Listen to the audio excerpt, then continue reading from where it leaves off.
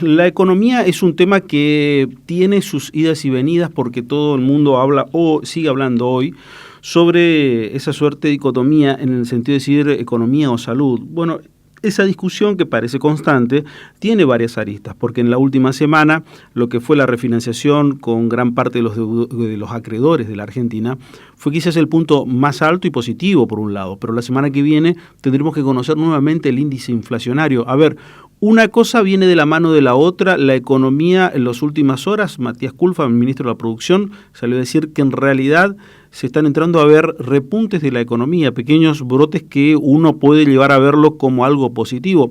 Pero más que intentar hacer algún tipo de interpretación, primero vamos a ir a los datos y después vamos a ir exclusivamente a la interpretación, pero de gente que sabe, como es el caso de Ismael Bermúdez. Ismael, ¿qué tal? Buen día, ¿cómo le va? ¿Cómo está usted? Hola, ¿qué tal? Buen día. ¿Cómo están ustedes? Bien, bien, gracias por atendernos. Ismael, Sí. ¿cómo es el análisis para alguien que solamente está mirando, como mira el chico a la fiambrera, es decir, cómo pasa la economía, expectante para saber para qué lugar va a disparar? ¿Cómo tiene que ser el análisis y por dónde pasa?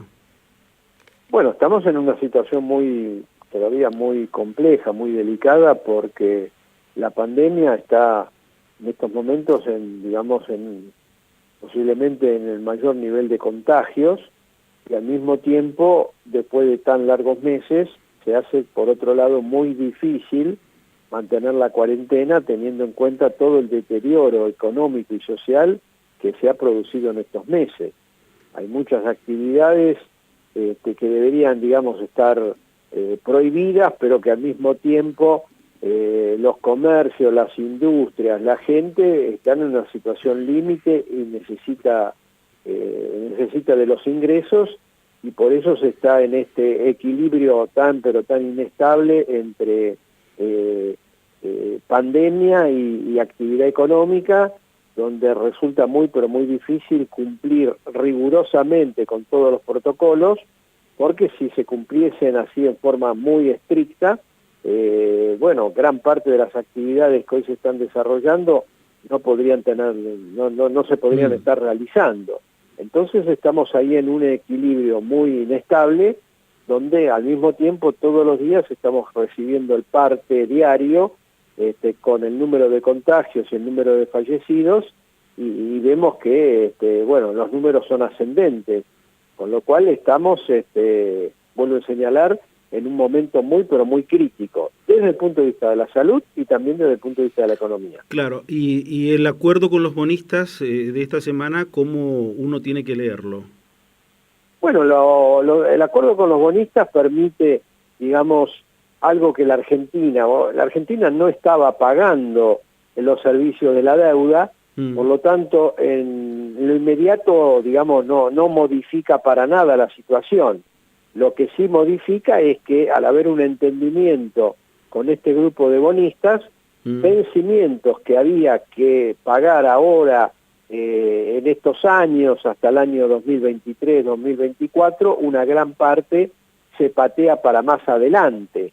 O sea, seguimos con el nivel de deuda elevado, seguimos con intereses muy elevados, solo que en lugar de tener que afrontar esos pagos en forma inmediata, se ha logrado posponerlo en gran parte para después del año para el año 2024. Con lo cual, si la economía no se recupera durante todo este periodo, en el año 2024 nos vamos a ver también nuevamente con dificultades para afrontar los nuevos compromisos de pago que adoptó la Argentina con este grupo de bonistas, porque cuidado, el acuerdo es solamente por el 20% de la deuda, falta todavía arreglar el resto, y dentro del resto está el Fondo Monetario Internacional, con los cuales no va a haber problema para patear o para postergar los vencimientos de deuda, pero ahí el Fondo Monetario va a poner condiciones de política económica que vamos a ver cómo son y si son aceptables y cumplibles para la Argentina. En esta suerte de sucesión de línea de tiempo de novedades económicas, la segunda pregunta viene de la mano de lo que dijo Matías Culfas. ¿Hay elementos ciertos como para pensar en una reactivación de la economía o algún tipo de recuperación de la economía? Bueno, todavía estamos muy por debajo de los niveles de prepandemia. Lógicamente, si hay un poquito de mayor actividad, cosa que en relación, digamos, a abril, donde la cuarentena fue muy estricta, hoy tenemos un poco de mayor actividad, pero estamos todavía muy por debajo de los niveles anteriores a la pandemia. Ustedes calculen que este año se calcula que la economía puede llegar a caer por lo menos un 10, 12% o 14%, para que se vea los niveles de caída en la actividad económica. La pérdida de puestos de trabajo formales está en el orden de los 450.000. Entonces, digamos, puede haber, digamos, alguna mejora, pero va a ser una mejora marginal que nos va a situar todavía muy por debajo de los niveles anteriores al estallido del coronavirus. Claro, y los números de inflación, ¿qué expectativa tiene que haber respecto a lo que se puede llegar a conocer esta semana? Bueno, en principio todo el mundo está pronosticando que los niveles de inflación van a ser más altos que en estos últimos meses. Esta semana, creo que el jueves, ¿no? Se conoce el dato del INDEC, miércoles o jueves se conoce el dato del INDEC, se calcula que va a estar por arriba del 2%, pero ha habido, especialmente en las últimas semanas, fuertes aumentos en el precio de los alimentos, y ahí está dando vuelta un posible aumento en el precio de los combustibles, que lógicamente, si se concreta, eso se va a trasladar directamente al bolsillo de todos nosotros. Por lo tanto, hacia adelante es muy probable que tengamos niveles de inflación superiores a los que hemos visto durante abril, mayo y junio. ¿Ese quizás haya sido el mayor acierto del gobierno, mantener el precio de los combustibles en los últimos meses? Bueno, en general, no solamente los combustibles, también las tarifas de los servicios públicos quedaron congelados. Muchos servicios quedaron congelados porque evidentemente con la pérdida de empleo, con las suspensiones con reducción salarial que ha habido, con mucha gente que directamente no pudo abrir su pequeño comercio, bueno, si encima a eso había que hubiesen aumentado las tarifas de luz, de gas, etcétera, hubiera sido directamente demoledor, mortal, para todo un espectro numerosísimo de hogares que no hubieran podido hacer frente a las facturas de los servicios públicos. El problema ahora es ver si el gobierno lo va a empezar a descongelar, cuando todavía el ingreso de los hogares sigue digamos, en retroceso y sin ningún tipo de mejora. Los datos que dio a conocer el Ministerio de Trabajo el día viernes, que tiene que ver con trabajadores registrados, marca que el salario siguió perdiendo frente a la inflación durante abril, durante mayo y también durante junio. Me quedo pensando que el argentino siempre es muy de mirar su ombligo y decir solamente que a nosotros, y también a nosotros nos pasa todo, y una visión muchas veces negativa o excesivamente positiva. Pero en el contexto global, teniendo en cuenta lo que significa el coronavirus a nivel global, ¿qué país en realidad está teniendo una buena performance económica? Digo, esto de la economía argentina, que ya sabemos que teníamos un arrastre, ¿es una consecuencia lógica lo que nos está pasando, o nos va a pesar también mucho más nuestra herencia de años anteriores y las cosas que no hacemos en lo que tiene que ver especialmente en este tránsito tan particular que nos lleva a todos, que es la pandemia? Bueno, no, a nivel global ha habido una caída de la actividad económica en todo el mundo, y hay países que han tenido y tienen retrocesos económicos de la misma magnitud de la Argentina. El problema nuestro es que la pandemia nos agarró con una economía que por lo menos en los últimos 10 años estuvo estancada y en retroceso.